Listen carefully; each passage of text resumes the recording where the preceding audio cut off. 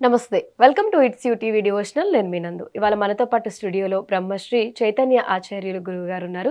మరి గురువు గారితో ఉండి మనలో చాలా మందికి ఉండే కామన్ డౌట్స్ అలానే ఈ మంత్ వచ్చే స్పెషల్ అకేషన్స్ గురించి మాట్లాడి తెలుసుకుందాం. నమస్తే గురుజీ. నమస్కారం. గురువు గారు నిన్న రీసెంట్గా మనం చూసిన వీడియోలో అల్లు అర్జున్ గారి గ్రాండ్ మదర్ చనిపోయినప్పుడు అందరూ కూడా దహన సంస్కారాలు ఎక్కడైతే చేస్తారో ఆ ప్లేస్కి చిన్నపిల్లల్ని ఫీమేల్స్ని కూడా తీసుకెళ్లారు. అక్కడ చిన్నపిల్లలు తెలియక ఏదో మెడలో దండ వేసుకోవడం దాన్ని కూడా జనాలు చాలా ట్రోల్ చేశారు, వైరల్ చేశారు ఆ వీడియోస్ని. అసలు అంటే ఆ ప్లేస్కి చిన్నపిల్లల్ని తీసుకెళ్లడం ఎంతవరకు కరెక్ట్ అని కొంతమంది మాట్లాడడం. అంటే న్యాయంగా అయితే శ్మశానము అంటే శ్మశానం అంటేనే శివుడు యొక్క రుద్రభూమి అని చెప్తారు. అంటే కాశీని మహాశ్మశానం అని చెప్తారు. ఇప్పుడు మరి మరి మీరు శ్మశానానికి వెళ్ళకూడదు అంటున్నారు, మరి కాశీకి వెళ్ళకూడదా? మేము ఎవరు మహాశ్మశానం అని చెప్తారు కదా సంకల్పంలో. అంటే అంటే దాని అర్థం ఏంటంటే శ్మశానానికి వెళ్ళొద్దు అనడానికి మూలం ఏంటంటే కాలం చేసిన వ్యక్తి యొక్క ఆ 11 రోజులు అతను మనకి అంగుష్ట మాత్ర ప్రమాణేనా అంటే అంగుష్ట మాత్రంలో మన చుట్టూనే తిరుగుతూ ఉంటారు. ఎవరు నా కోసం నిజంగా బాధపడుతున్నారు, ఎవరు బాధపడట్లేదు, ఇవన్నీ కూడా తెలుసుకుంటారు నిజంగా. ఎప్పుడైతే ఈ పితృ కార్యక్రమాలు వాళ్ళు కరెక్ట్గా చేస్తారో వాళ్ళ యొక్క ఆత్మ శాంతించి ఉత్తమ లోకాలకి వెళ్తుంది. ఉత్తమ లోకాలకి వెళ్ళిన తర్వాత వచ్చే జనరేషన్ ద్వారా వాళ్ళు సద్గతులను పొందుతారు. అంటే ఇంకొక మంచి జన్మ తీసుకోవడం జరుగుతుంది. అది ఇంకొక మనిషి జన్మ అవ్వచ్చు, లేదంటే ఇంకొక ఉత్తమ కులంలో పుట్టచ్చు, ఏదైనా జరగచ్చు. ఎప్పుడైతే ఇటువంటివి అంటే న్యాయంగా అయితే రుద్రభూమికి వెళ్ళకూడదు ఆడవాళ్ళు కానీ చిన్నపిల్లలు కానీ వెళ్ళొద్దు అనడానికి రీజన్ ఏంటంటే ఇదే, వాళ్ళని మనం కంట్రోల్ చేయలేం. ఇప్పుడు మీరే చెప్పారు ఆ చిన్నపిల్లడు అదేదో దండ తీసుకుని మెడలో వేసుకుని, ఇప్పుడు నిజంగా ఒక శవం మీద కప్పినటువంటి ఆ యొక్క దండ వేసుకోవడం కానీ ఆ బట్టలు ధరించడం కానీ ఇవన్నీ కూడా ఒక రకమైనటువంటి మైనస్ని ప్రేరేపిస్తాయి అన్నమాట. ఒక నెగిటివ్ పవర్ని ఇంపాక్ట్ చేస్తాయి. అదేంటంటే వాళ్ళ చేతుల్లో కూడా ఉండదు, పోయిన వాళ్ళ చేతుల్లో కూడా ఉండదు. ఆ యొక్క నెగిటివిటీ అనేది మనం తెచ్చుకోకూడదనే ఈ విధంగా చెప్తారనమాట. న్యాయంగా చెప్పాలంటే పిల్లలు ఆడవారు శ్మశానానికి వెళ్ళకూడదు. కానీ వేమన శ్లోకం చెప్పినట్టుగా కులము గలవారు గోత్రము గలవారు విద్య చేత వెర్ర వీగువారు ధనము కలవారి బానిస కొడుకులే విశ్వదాభిరామ వినురవేమ అని వేమన చెప్పినట్టుగా డబ్బున్నవారు ఏం చేసినా చెల్లుతుంది. దాన్ని మనం ఎవరు ఏం చేయలేరు. దాన్ని న్యాయంగా అయితే వెళ్ళకూడదు. వెళ్తే అంటే దాని తర్వాత వచ్చే దోషాలు మరి వాళ్ళు ఫేస్ చేయాల్సి వస్తుంది. ఏంటంటే ఇప్పుడు కొన్నింటికి అంటే మన దగ్గర 1000 కోట్లు ఉన్నా ఆ యొక్క సమయాన్ని మనం కొనలేం. ఫర్ ఎగ్జాంపుల్ కరోనాలో తీసుకోండి, 100 కోట్లు ఉన్న వాళ్ళు ఆక్సిజన్ లేక చచ్చిపోయారని చాలా మంది చెప్తారు కదా, సరదాగా కూడా ట్రోల్ చేశారు. అది నిజం, వాస్తవం. అంటే డబ్బు మన దగ్గర ఉండడం మంచిదే, నువ్వు దాన్ని సత్కార్యాలకి వాడగలిగితే. అంటే ఏమి తెచ్చినావు తానేమి కొనుపోవు బుట్టువేల నరుడు గిట్టువేళ బుట్టువేల నరుడు గిట్టువేళ ధనమెచ్చటికేగునో తానెచ్చటికేగునో ఎవరికి తెలుసు విశ్వదాభిరామ వినురవేమ అని.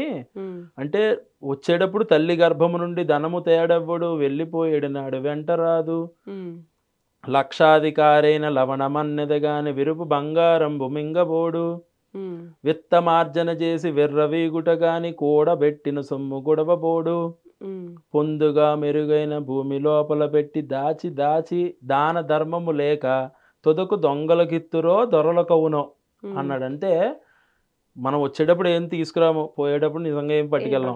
అలెగ్జాండర్ అంతటి వాడే చెప్పాడు కదా, నన్ను మోసుకెళ్ళేటప్పుడు నన్ను డాక్టర్లే మోసుకువెళ్ళండి. నేను ఎక్కడో చదివాను, నన్ను డాక్టర్లే మోసుకువెళ్ళండి. ఎందుకు? ఏ డాక్టరు నీ ప్రాణాన్ని కాపాడలేడు అని చెప్పడానికి.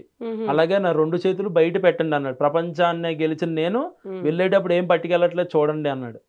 అలాగే నేను వెళ్ళేటప్పుడు నవరత్నాలు వజ్రాలు జల్లించమన్నాడు. ఎందుకు? ఇన్ని జల్లించినా ఒక్క వజ్రం కూడా నేను పట్టుకెళ్ళలేకపోతున్నానని ఎగ్జాంపుల్ చెప్పడానికి. అంటే ధనం మన దగ్గర ఉంది, దేనికోసం ఇచ్చాడు దేవుడు నీకంటే దాన ధర్మాలు చెయ్యి. దేనికోసం అంటే మన ఆచమనం చేసినప్పుడు ఈ ఆచమనం గుర్తే ఉంటుంది, ఈ వేలికి అహంకారం ఉంటుంది. అందుకే మనం ఎవరి మీద కోపం వచ్చినప్పుడు ఇలా చూపిస్తాం, ఎవరు ఇలా ఇలా ఇలా చూపించరు, ఇలాగే చూపిస్తారు ప్రపంచంలో ఎవరైనా.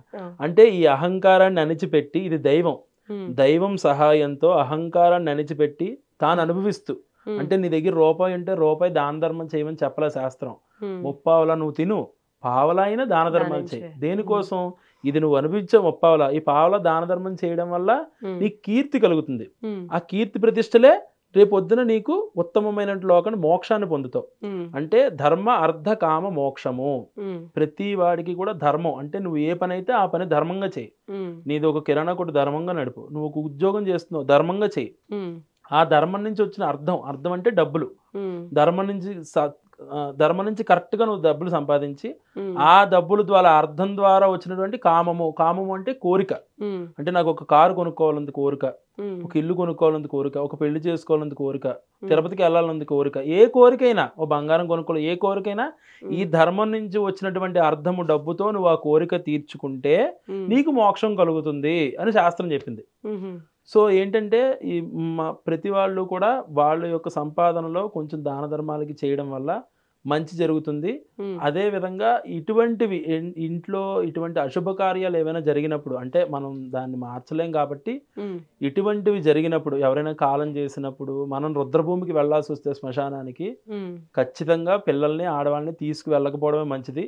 ఎందుకంటే ఇప్పుడు మామూలుగా మాట్లాడుకుంటే వాళ్ళ బట్టలకి వాళ్ళ బూట్లకి లేదంటే ఎవరైనా వాడినటువంటి వాళ్ళ వస్తువులు ఇవన్నీ పడేస్తారు తప్ప వాళ్ళ బంగారాలు వాళ్ళ డబ్బులు ఎవరు పడేరు. అంటే వాటికి మైలు లేదని ఏ విధంగా అయితే భావిస్తున్నారో న్యాయంగా చెప్పాలంటే ప్రతి మనిషికి కూడా పుట్టిన దగ్గర నుంచి ఒకరైనటువంటి పాజిటివ్ ఆరా అనేది ఉంటుంది. అదేంటంటే మన పితృదేవతల ద్వారా మనకి సద్గతి ప్రాప్తిస్తుంది అనమాట. ఈ జీన్స్ ఎలా వస్తాయో జీన్స్ అంటే మన అందరికీ వస్తూ ఉంటాయి కదా. అంటే ఇప్పుడు ఆయనే ఎగ్జాంపుల్ తీసుకోవచ్చు. అల్లు రామలింగయ్య గారి పోలిక అల్లు అర్జున్లో ఉంటాయి కాబట్టి ఆ యోగం వచ్చింది అలాగా. అంటే పాప శిరీష్ గారి కంటే పెద్ద హీరోయే కదా. పాప శిరీష్ గారి దగ్గర కూడా 1000 కోట్లు ఉన్నాయి. మరి ఆయన ఎందుకు హీరో అవ్వలేకపోతున్నారు అంతలా? ఇటువంటి యోగాలే జరుగుతాయి. అంటే ఆ యోగం అనేది మనకి కలిసి రావాలంటే ఇటువంటి యొక్క దుష్ప్రభావాలు మన మీద చూపకూడదు. ఆ దుష్ప్రభావాలు ఎప్పుడైతే మన మీద చూపుతాయో మనకి ఒక రకమైనటువంటి మనం ఎంత కష్టపడినా పాపం నిజంగా ఆయన ఎంత కష్టపడుతున్నారో ఎవరికి తెలుసు. అల్లు శిరీష్ గారు రాత్రి పగళ్ళు కష్టపడుతున్నారేమో కానీ ఆ కష్టానికి తగిన ఫలితం రావట్లేదే. డబ్బున్నా రావట్లేదు. ఎందుకు రావట్లేదు అంటే ఇటువంటి దోషాలే ఆపేస్తాయి అనమాట. అంటే ప్రతి మనిషికి కూడా ఒక పాజిటివ్ ఆరా అని ఉంటుంది. ఆ పాజిటివ్ ఆరా యువతల వాళ్ళ మౌత్ వల్ల అంటే మన నోటి వల్ల వస్తుంది అనమాట. ఎప్పుడైతే అది 10 మంది మంచిగా చెప్పుకుంటారో ఆ మంచి 1000 100 1,00,000 మనల్ని కాపాడుతూ ఉంటుంది. కాబట్టి ఇటువంటి మంచి కార్యక్రమాలు చేస్తూ ఉండడం మంచిదే. కాకపోతే ఇటువంటివి అంటే అనుకోకుండా జరిగిన ఇటువంటి ఇన్సిడెంట్స్ ఎప్పుడు కూడా మళ్ళీ రిపీట్ చేయకుండా ఉండడం, అలాగే ఖచ్చితంగా రుద్రభూమికి ఆడవాళ్ళని ముఖ్యంగా పిల్లల్ని తీసుకువెళ్ళకపోవడమే మంచిదన్నమాట. ఓకే గురుజీ.